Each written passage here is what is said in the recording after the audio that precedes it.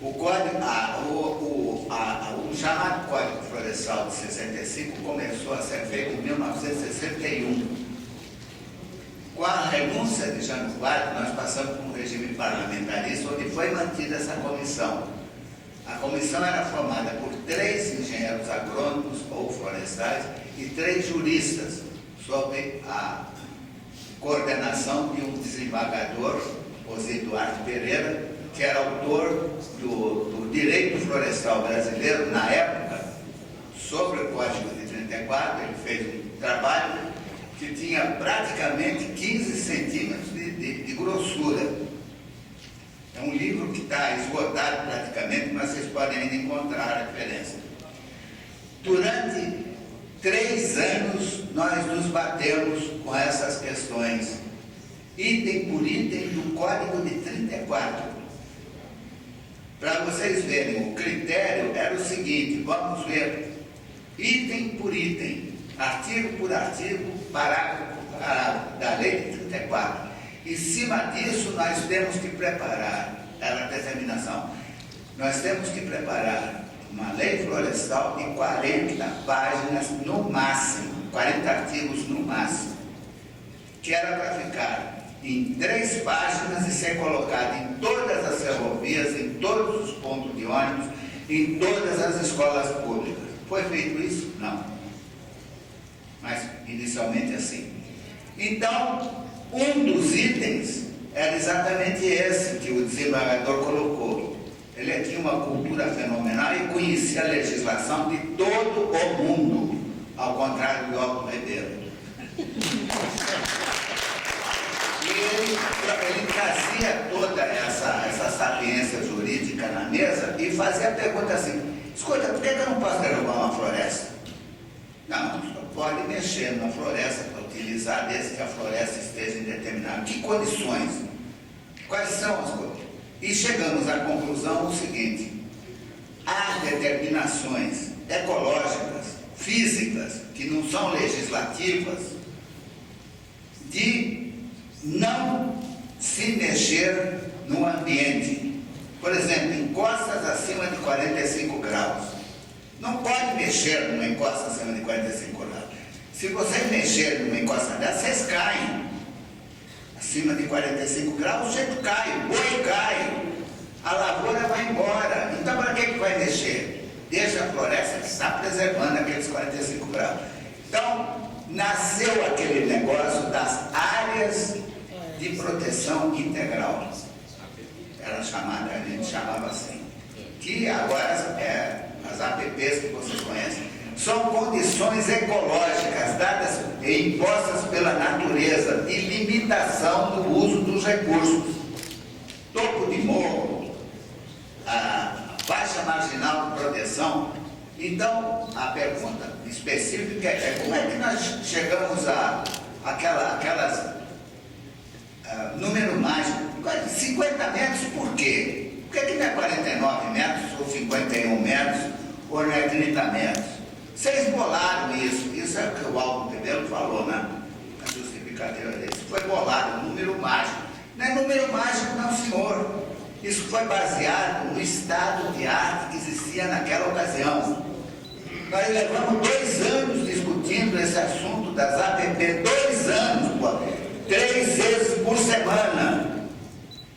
Quer dizer, não é à toa que eu sou careca, né?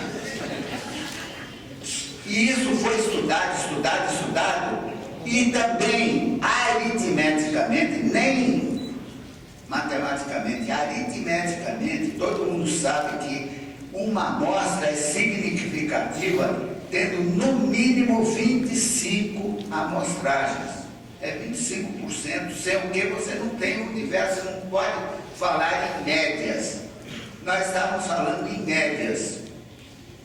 Eu levei praticamente 6 meses para ser vencido nessa questão das APPs, porque eu era contra a determinação em números, apenas dizer que era necessária a margem e, de acordo com um estudo que fosse feito no local, seria maior ou menor a margem dos rios.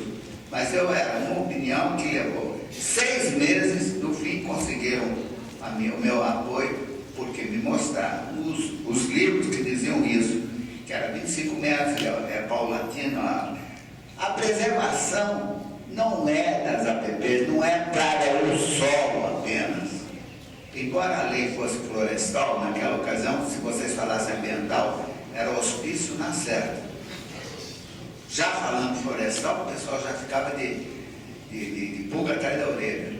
Então, isso foi em 1961. Vocês imaginem como é que era a oposição. Então, nós resolvemos fazer, em média, no Brasil, seria as áreas de proteção, baseados em estudos científicos feitos em vários países do mundo, inclusive aqui no Brasil. Já havia uma silvicultura e agronomia já estava desenvolvida a ponto de saber isso. Mas nós estamos preocupados com também a preservação da flora e da fauna, além da floresta. E onde é que fica, meu Deus do céu, a preservação da biodiversidade se numa encosta vocês têm, ao longo do rio, vocês têm 50 metros protegidos e diminui isso para 5 metros, como fez o atual relator do Código Florestal, o senador Henriquinho, lá no Senado. 5 metros que ele abriu essa lei do Estado, quando era governador, e depois foi bloqueada, foi considerada inconstitucional pelo Supremo. Mas ele já tem esse precedente, é justamente esse cara que agora, relator, vai ter uma coisa de 3 comissões no Senado, um só relator para 3 comissões no Senado, quer dizer, tudo cada marcado. Nós fizemos esses estudos, foi submetido a 2 audiências públicas, passou por um regime ditatorial, quer dizer, um regime republicano, depois um parlamentar, depois um ditatorial, e foi, afinal de contas, assinada a lei de 1965.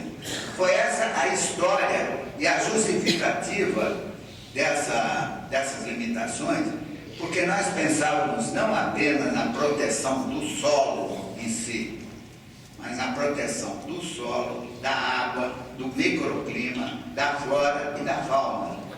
Então, estávamos lutando no Código Florestal de 65, assim chamado, pela sobrevivência de uma espécie que pouca gente se lembra, é do próprio homem.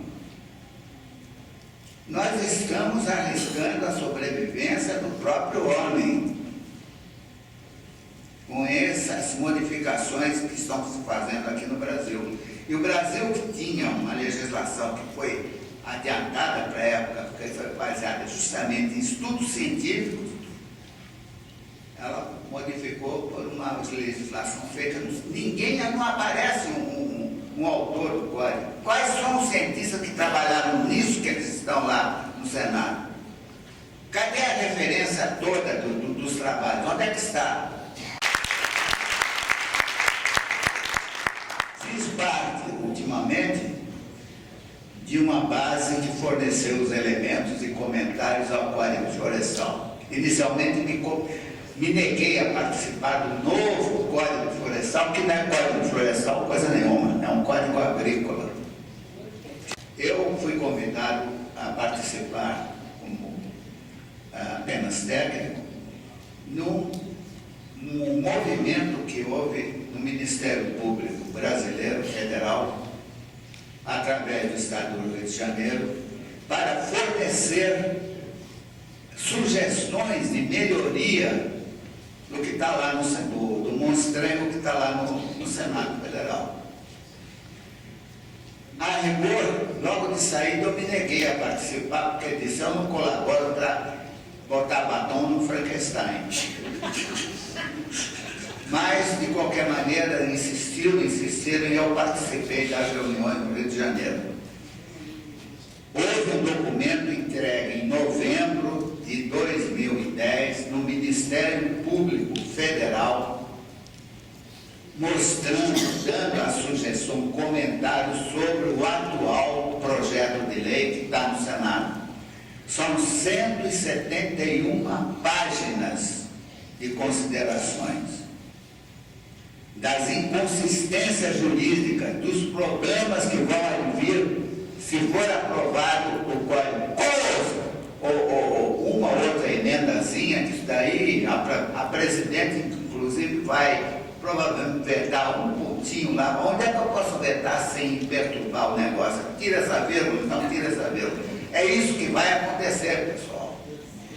E nós estamos na beira de mostrar uma cara oficial, agora, ano que vem, lá no Rio de Janeiro, internacionalmente, e, na realidade, a outra cara que está por trás é um retrocesso total e absoluto.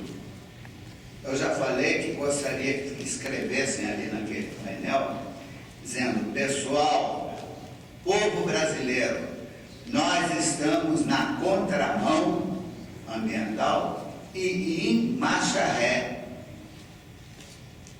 É isso que eu gostaria de saber. Se o Ministério Público, as 171 páginas que estão no Senado Federal, desde novembro, foi entregue em novembro, com manifestação dos procuradores de justiça de todo, do Ministério Público de todo o Brasil, se sequer foi lida ou vista lá no Senado. Eu gostaria de ter perguntado isso ao senador que esteve aqui presente, se ele leu, ele pelo menos. De modo que, pessoal, nós trabalhamos nesses anos, desde 65 até agora, com praticamente uma lei florestal que não foi cumprida. O que aconteceu em Santa Catarina, em Itajaí, o que aconteceu na Serra das Araras, o que aconteceu na Serra de Cuiabá, no Rio de Janeiro, o que está acontecendo de enchentes, inclusive na própria Amazônia, não é pelo descumprimento do Código Florestal, não, é pelo não cumprimento do Código Florestal. Agora, perdoar dívidas dos grandes agronegócios, são 33 que estavam alinhados como devedores ao IBAMA. Assim que o IBAMA apertou um pouco o parafuso, apareceu esse negócio de mudar o Código Florestal. É isso que eu gostaria de dizer a vocês, que não espere muita coisa, mas assim como a gente vem lutando desde 65 para cumprir uma coisa que não tem sido cumprida, nós vamos continuar a lutar, seja lá qual for o Congresso que exista aqui em Brasília, seja lá qual o governo ou o Ministério do Meio Ambiente eventual que está aí. O que interessa é que nós temos que continuar a nossa luta. Essas são as minhas considerações.